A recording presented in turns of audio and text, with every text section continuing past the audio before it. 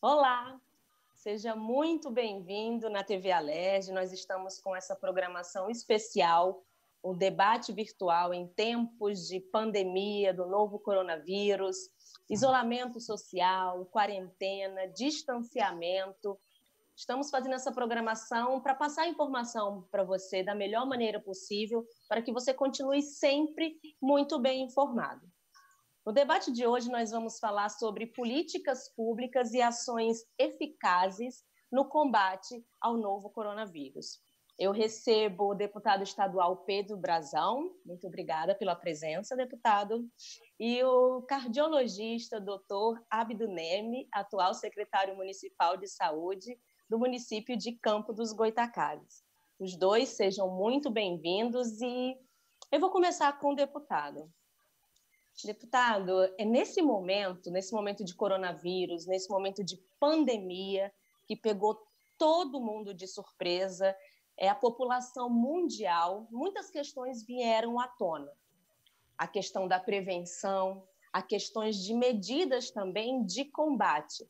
Aqui na Assembleia Legislativa do Estado do Rio de Janeiro, tanto o senhor como outros deputados apresentaram projetos, questões no enfrentamento a essa pandemia. Como o senhor faz uma análise geral de todas essas medidas que estão sendo tomadas? Boa tarde, Marieta. Boa tarde, doutor Abdo Neme. O Poder Executivo precisa ser mais eficaz, pois está num momento que é fundamental que as medidas sejam implementadas com urgência. A vida da população, mais do que nunca, depende disso. Entendeu, Marieta? É verdade. Muitas questões, além das medidas, como o senhor bem colocou, a eficácia. E agora eu gostaria de saber do doutor Abdo, também primeiro, antes de focar no município do senhor, o senhor um profissional de saúde que bem sabe o quão é importante, o quão todos os profissionais estão sendo fundamentais nesse momento, se arriscando diariamente no confronto com esse vírus que é um vírus invisível, chegou de surpresa. Qual o panorama que o senhor faz das medidas tomadas por todos os órgãos responsáveis, mas mais especificamente na relação da saúde? Eu queria deixar meu abraço ao nosso deputado Pedro Brazão, a você, Marieta, a todas as pessoas que nos assistem. Eu quero dizer para você que é um grande desafio para todos nós, porque é uma situação nova, né? A nossa estrutura de saúde no Brasil, eu acredito que não está muito bem adequada para combater esse grande desafio, né? Mas nós entendemos que, com o esforço de todos, nós possamos atingir os nossos objetivos, que é a redução da mortalidade, das sequelas dessa grande doença e fazer com que o nosso povo volte à sua normalidade, trabalhando, produzindo e, acima de tudo, tendo uma autoestima diferente do que tem agora. Todos nós estamos muitos deprimidos, nós estamos confinados do nosso dia a dia, da nossa liberdade, né? Os nossos filhos também, dentro de nossas casas, e muitas crianças não entendem isso, mas com as medidas que estão sendo tomadas a nível de governo federal, a nível de governo estadual, a nível de governo municipal, nós estamos tentando suportar esse vírus que nos pegou com porque ele é muito assim, você não tem uma noção de como a velocidade de contaminação dele é muito rápida, isso aí nos surpreendeu. E você sabe, quando você tem um tratamento, né, é uma coisa diferente do que você não ter tratamento. E nós não temos tratamento para esse vírus. O senhor bem colocou que é uma questão, essa pandemia, ela vem se perdurando, são informações divergentes, é tudo muito novo para a gente. E essa questão, doutor Abdo, também das pessoas ficarem mais deprimidas, porque é um isolamento social. Olha como a gente está fazendo essa entrevista. Todo mundo teve que se adaptar. A gente não pode mais ter um contato, a gente não pode mais ter um abraço. Isso também afeta diretamente a questão psicológica das pessoas. É isso mesmo. Eu quero só dizer para você que isso tem sido, para a gente, um grande desafio. Não só para nós médicos, que estamos na frente dessa grande batalha, como os enfermeiros, técnicos de enfermagem, os radiologistas, todo o pessoal da área da saúde está se colocando, né, no fronte para tentar salvar vidas. Só que nós precisamos, da nossa população, essa compreensão, que ele fique em casa, que esse momento, o único remédio que nós temos é você ficar na sua casa. Porque para que haja contaminação, essas gotículas, que quando você espirra, elas são lançadas ao ar até 2, 3 metros, né? Elas, quando adentram as nossas mucosas, a mucosa nasal, na garganta, ela começa a desempenhar um papel agressivo para o nosso organismo. Então, qual é a forma que nós temos para evitar esse contágio? Primeiro, a higienização, a sanitização, todas essas medidas que todos nós sabemos, né? O álcool é importante quando você está fora de casa, o álcool gel. Mas você estando em casa, no seu ambiente de trabalho, é lavar as mãos com água e sabão, né? A máscara é fundamental. Então, vamos fazer cada um a sua parte, porque o melhor remédio é você ficar em casa e quando tiver que ir à rua, que seja com uma condição muito importante, né? Uma necessidade que você não pode deixar para outro dia. Exatamente, doutor Abdo. E por isso que levantam sempre a questão que são sempre ações conjuntas. É a prevenção e agora estamos no combate. Deputado, pesquisas, institutos de pesquisas e cientistas afirmam que a Covid-19, o novo coronavírus, chegou no Brasil justamente em um momento que estávamos com cortes de bolsas de pesquisas, de instituições científicas, né? Justamente para saber essas questões. O senhor acredita que a pandemia chegando justamente no momento de corte de pesquisas científicas afetou negativamente o combate eficaz à pandemia do novo coronavírus? Sim, Marieta, eu acho que a pandemia mostrou para todos nós o quanto é essencial o poder público manter, incrementar os investimentos também nas instituições científicas. Por quê? Porque educação e saúde são os principais pilares do social. Isso que eu vejo que realmente nós temos que nos preocupar nesse momento e compreender hoje e respeitar, como o doutor Abdo falando, né? Cada um respeitar dentro das suas casas, né? Se cuidando, porque quando ele cuida dele, quando ele se previne, está dentro de casa se prevenindo, ele está ajudando o próximo, certo? Porque a contaminação não pega através dos animais nem de objetos, né? São através do ser humano. Então, se a pessoa evitar de estar na rua, é menos um que está, entendeu, sendo contaminado. Isso eu concordo tudo que o doutor Abdo falando. A gente sabe, doutor Abdo, que o coronavírus, muitas pessoas questionam, a gente recebe muitas notícias, né? A gente, na verdade, é bombardeado até mesmo por fake news, notícias divergentes, mas a gente se questiona por quê? Por que o coronavírus ele é tão perigoso? Porque aí tem aquela questão, alguns falam que é apenas uma gripezinha, outros já chegam à pneumonia, ao estágio que precisam de respirador.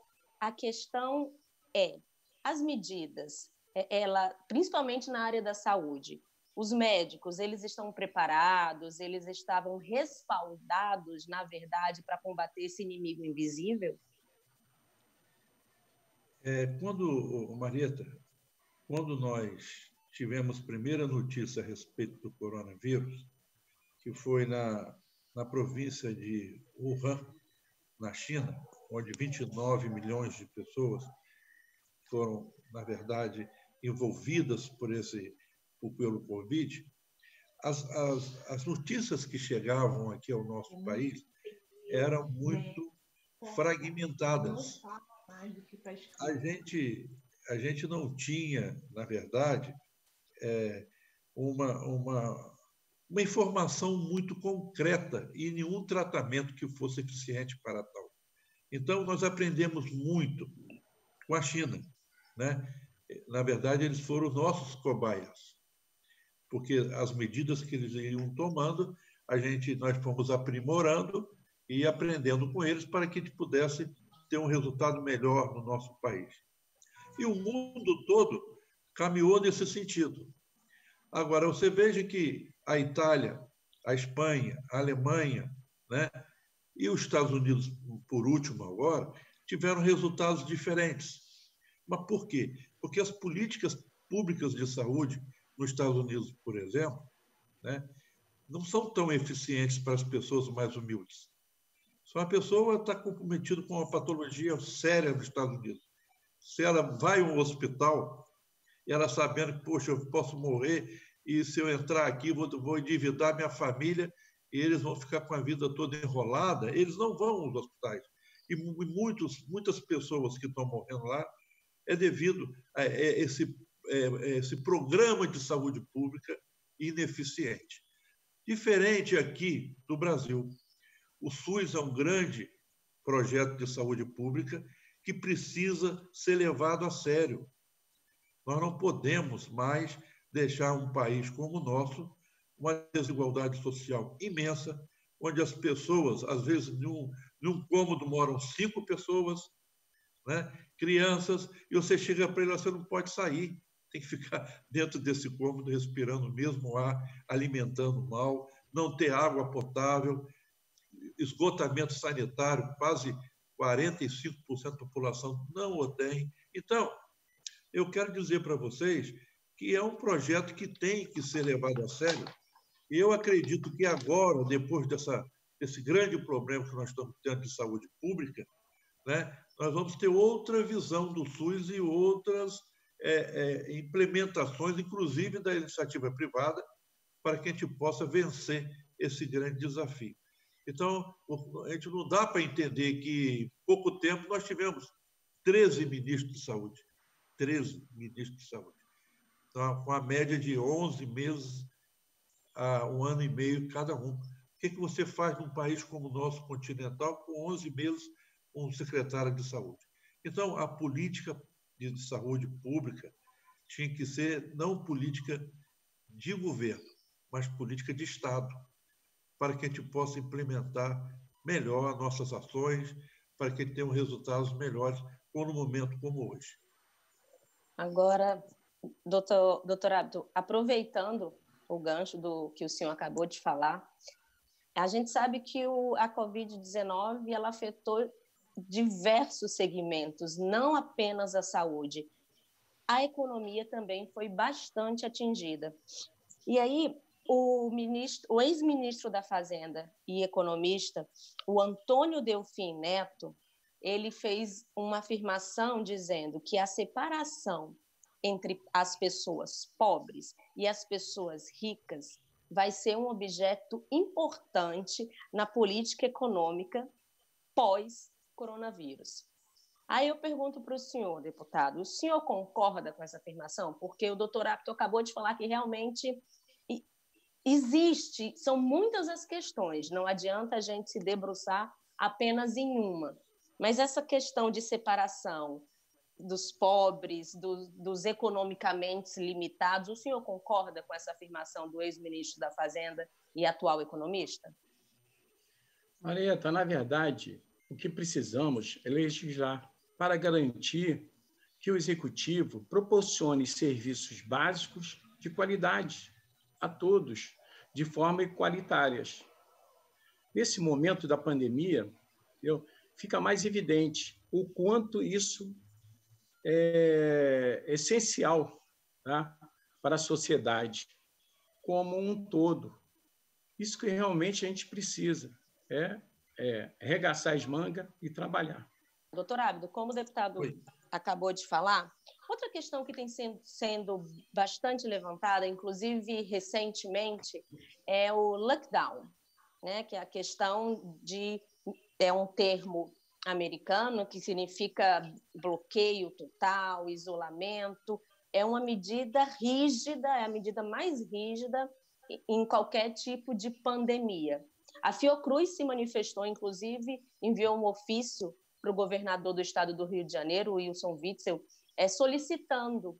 E ela afirma que, caso isso não seja necessário, que isso não seja feito, aí pode acontecer o colapso da saúde pública, a lotação dos leitos, porque a gente sabe que o coronavírus, na verdade, ele potencializa, o senhor pode me corrigir, doutor Ábido, se eu estiver errada, mas a gente escuta muita coisa, a gente lê muita coisa, ele potencializa as fragilidades do corpo. Então, muitas vezes, você não vai chegar a óbito por conta do coronavírus, mas você não vai ter um atendimento se os hospitais estiverem lotados, se você estiver grávida, se você tiver uma outra doença com o sistema de saúde em colapso, acredito eu, e isso é uma questão muito levantada, que aumenta a possibilidade de óbitos não apenas pelo coronavírus e também pela possibilidade do contágio dele ser muito rápido.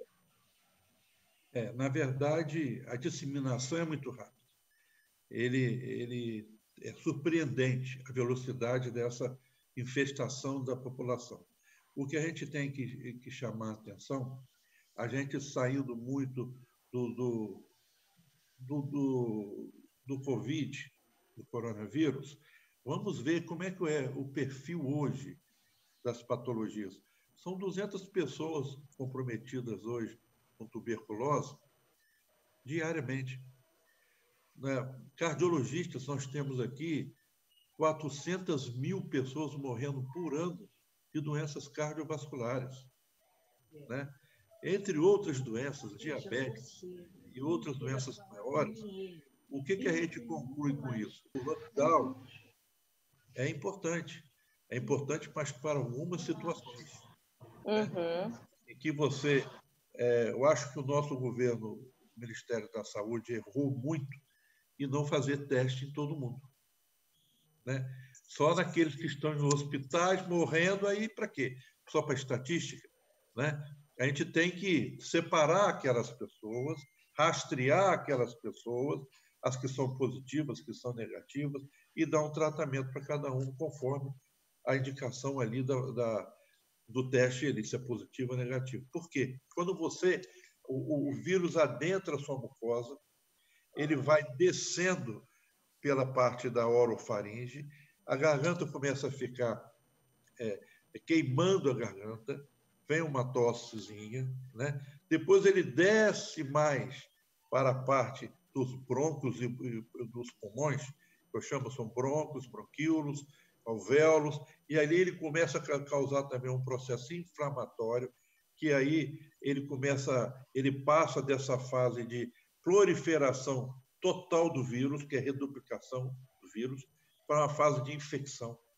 E depois disso aí, uma bactéria instala dentro do pulmão, em cima de onde o vírus está. Porque o vírus, quando ele faz um processo inflamatório ali, produz secreção, produz muito líquido, e aí é um meio de cultura para bactéria, não só para o vírus, para a bactéria. Aí vem a bactéria de um indivíduo que tem diabetes, idoso, doenças pulmonares obstrutivas crônicas, doenças cardiovasculares, aí que complica, a pessoa entra em insuficiência respiratória e tem que ser entubado e, minha filha, o quadro fica muito mais grave do que em outras situações. Seguindo essa linha, eu questiono o senhor. A gente sabe que tem níveis, né? Tem gente que tem coronavírus, que está com o vírus, mas é assintomático. e que não sabe. A minha dúvida e a minha questão, porque a gente está falando de políticas públicas e ações eficazes, né, que realmente vão funcionar. A gente já passou da fase da prevenção, agora a gente está no combate, porque já se proliferou.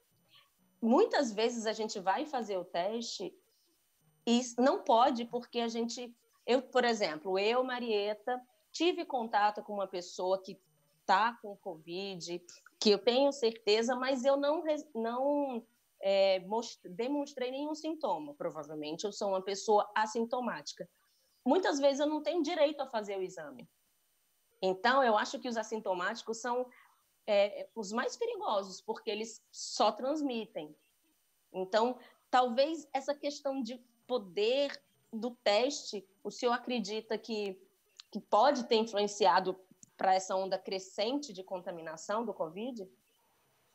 Eu acho que sim, porque, por exemplo, nós estamos agora trabalhando com os hospitais de campanha, né? Para qualquer medida que você tome, você tem que ter uma retaguarda. Se você quer, por exemplo, relaxar o confinamento, porque você tem que ter no mínimo 60% de pessoas, né, isoladas, quando você não as tem, o risco de você ter uma contaminação em massa é muito grande. Mas você tem que ter uma retaguarda. A retaguarda é só para essas pessoas infectadas e não infectadas. Essas pessoas assintomáticas, como crianças, a maioria das crianças são assintomáticas, mas elas estão contaminando seus avós, né, seus pais, enfim. Isso é uma situação que pode ocorrer, né? Mas a partir do momento em que a pessoa que você teve contato, ela tem a doença e você está assintomático, você tem que entrar em um quadro de quarentena. Você tem que ser afastado de onde você está até a gente definir se realmente aquela pessoa está contaminada mesmo ou não. Porque se tiver, você vai ter que entrar também e fazer todos os exames. Eu acho que ainda um momento muito novo para a gente. Se você procurar ver qual é o tratamento que a gente usa na Espanha.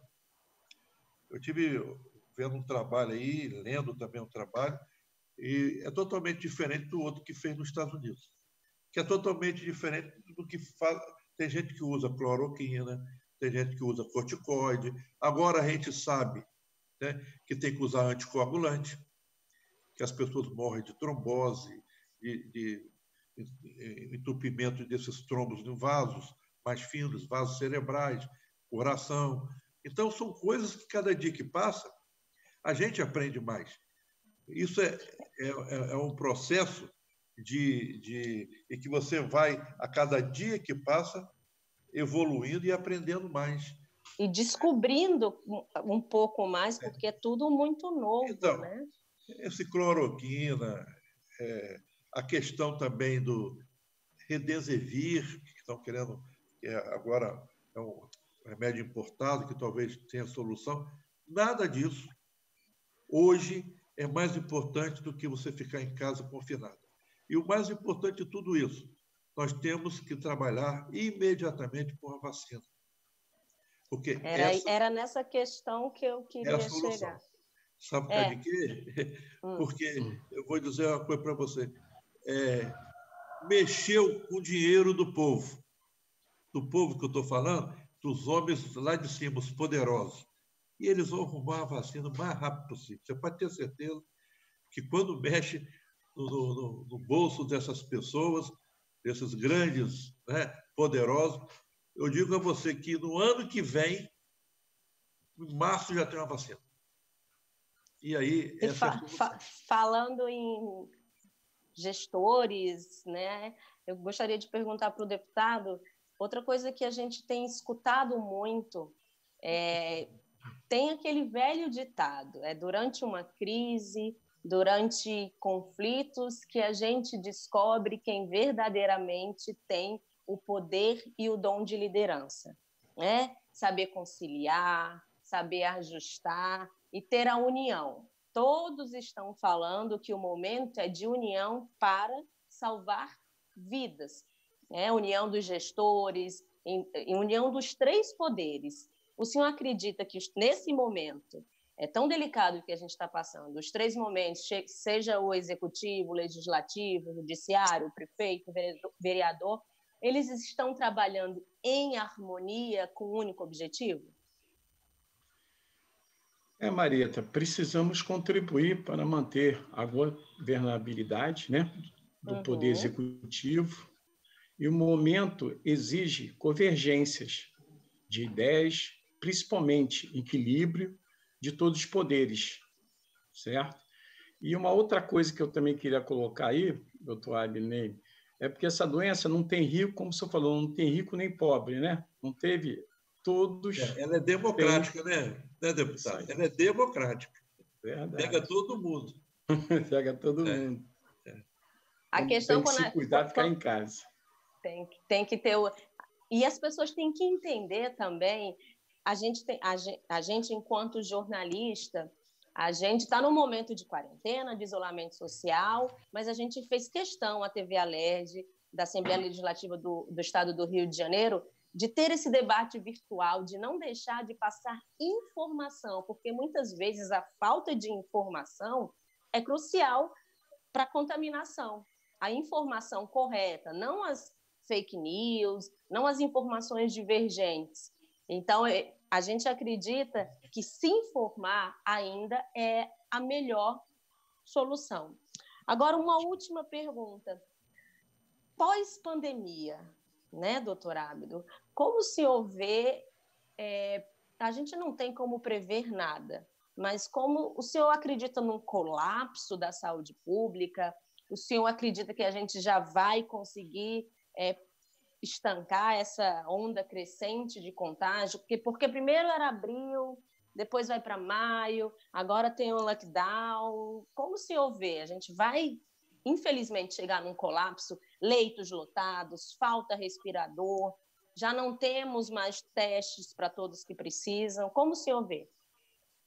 Marieta, eu queria ter essa previsão mais ajustada, mas o que está se desenhando aí é que a população tem que participar mais, tem que sair das ruas, a gente tem que acreditar que o negócio é feio, não é brincadeira, e se a população, se nós conseguirmos pegar essa curva, começar a reduzir essa curva, a gente ainda pode ter bons resultados. Mas, no momento atual, a tendência é que vai haver um colapso, né? Porque qualquer medida que você tome, você tem que ter uma retaguarda. Vamos dizer, nós vamos afrouxar aqui o confinamento, vocês podem sair tal hora, tal, e aquilo ali dá um boom, né, de contaminação. E quem é que vai atender essas pessoas? As pessoas que precisam de UTI, precisam de respiradores, precisam de insumos. E aí, nós estamos aqui em Campos, por exemplo, dia 20, o governador já inaugura um hospital de campanha, junto com o nosso secretário de Estado, doutor Edmar, né? E com isso a gente pode tomar algumas medidas aqui e apostar em algumas medidas. Isso aí é um grande jogo de pôquer, porque o fator não é um só, são multifatoriais, né? São as pessoas, né? São os hospitais, são o acesso aos hospitais. Então, a gente tem que entender, você pensou, você enterrado 100 pessoas num dia só lá em Manaus, numa cova que é comunitária, que não tem nem... Entendeu? É um negócio terrível isso, é uma tragédia.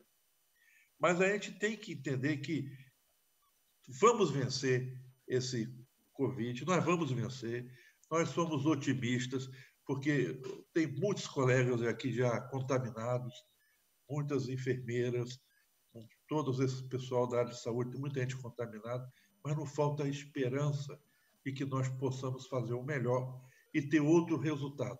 Agora, o pós-pandemia, eu acho que a nossa população não vai ser nunca mais igual como era antes, né?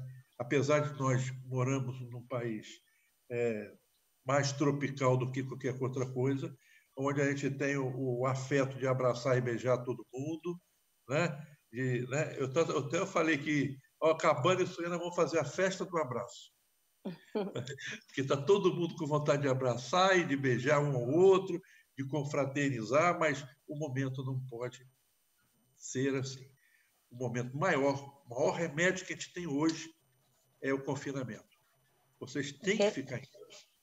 A questão é o que sempre tem sido falado, né? A prevenção, que é o quê? Como o doutor Ábido falou, é se resguardar, porque não é uma doença que você apenas se prejudica. Se você for assintomático, você vai passar para outras pessoas. E partindo dessa premissa, deputado, que o doutor Ábido bem levantou, pós-pandemia, provavelmente a população mundial não vai ser a mesma. O senhor que sempre levanta a bandeira nos seus pronunciamentos em plenário, na questão do social, da saúde, como o senhor vê a saúde e a questão social pós-coronavírus? Qual a importância disso para o senhor enquanto parlamentar?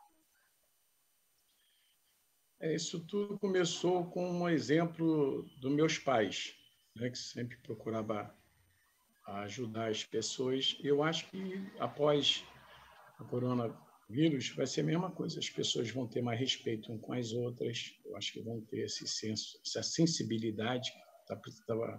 Realmente é preciso ter esse momento, porque após uma pandemia dessa, muita gente não precisa de muitas ajudas. Então, nós, como sempre trabalhamos no social, vai ser um trabalho maior que nós vamos ter que fazer, nós parlamentares, trabalhar mais pelo social, para dar um ombro amigo. Muitas das vezes, nós não vamos conseguir resolver os problemas, mas vamos estar ali presentes, tentando, através dos nossos governos federais, estaduais, municipais, brigando pelo nosso povo do Rio de Janeiro, não só pelo Rio de Janeiro, como todos vão brigar pelos seus estados. Então, hoje é muito importante isso. Cada um parlamentar ter consciência que, após a pandemia, eles vão ter que ter mais respeito à vida e procurar ajudar mais a população, que nesse momento mais difícil que eles vão estar.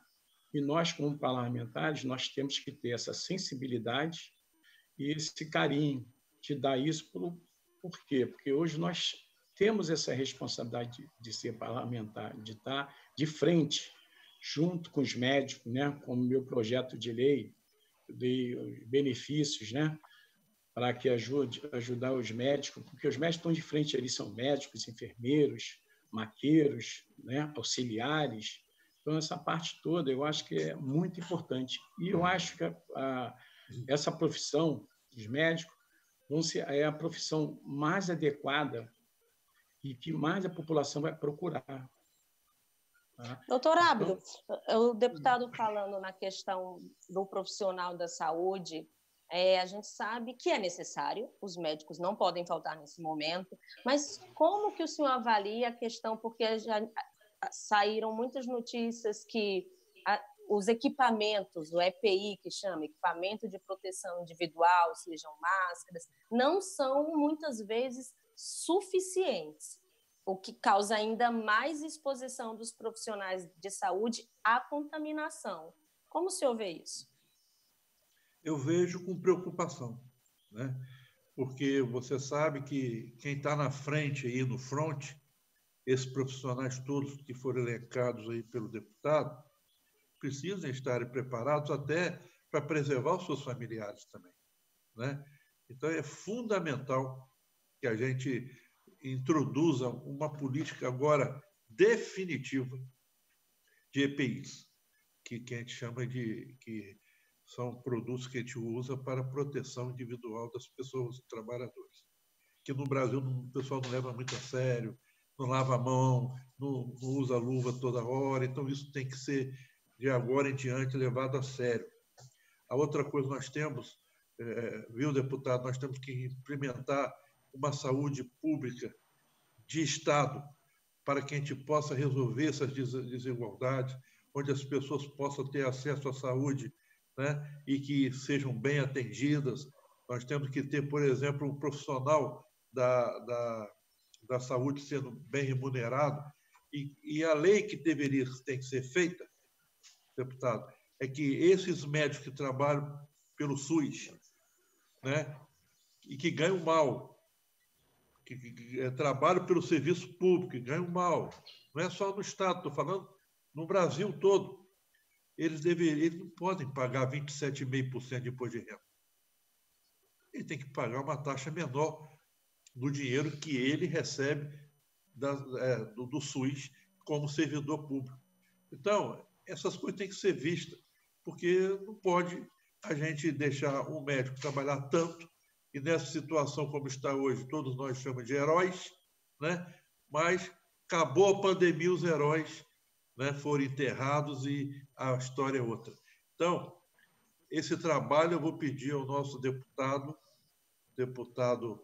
estadual Pedro Brazão, vou pedir também ao nosso deputado federal Chiquinho Brazão, que lá em Brasília já entre com uma lei, né, para que as pessoas que trabalham atendendo o SUS, que está havendo uma evasão, os médicos estão saindo do serviço público porque ganham mal e pagam muito, muito imposto.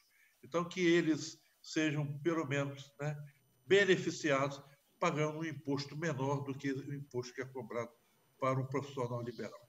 Gostaria de agradecer ao deputado estadual Pedro Brazão, ao doutor Ábido, pela presença virtual, não necessariamente a presença física, porque, como o doutor bem falou, nesse momento é um momento de resguardar a nossa saúde, como também a de toda a população.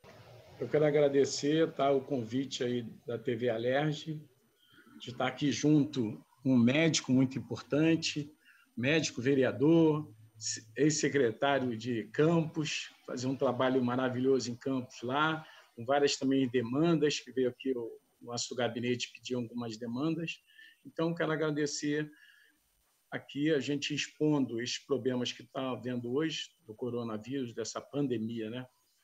Eu quero parabenizar e também quero comunicar que a TV Alerj e o nosso presidente siciliano comunicou que a TV Alerj, a partir de agora, vai ao ar em vários outros municípios. Então, isso vai ser muito importante. Então, eu quero parabenizar a TV Alerj. Nossa, tá? Meu muito obrigado. Bom, mais uma vez eu quero agradecer ao meu amigo, deputado Pedro Brazão, a você, Marieta, e toda a equipe aí que está aí dando suporte a essa nossa conversa virtual, sadia, e que a gente possa ter contribuído de alguma forma para a nossa população. É um grande prazer estar com todos vocês. Tá ótimo. Eu que agradeço a presença de vocês. E o debate virtual chega ao fim. Agradeço a companhia de vocês. Se vocês quiserem acompanhar, rever esse programa ou acompanhar toda a programação da TV Alerj, nos siga nas redes sociais ou então no nosso canal no YouTube. Até mais!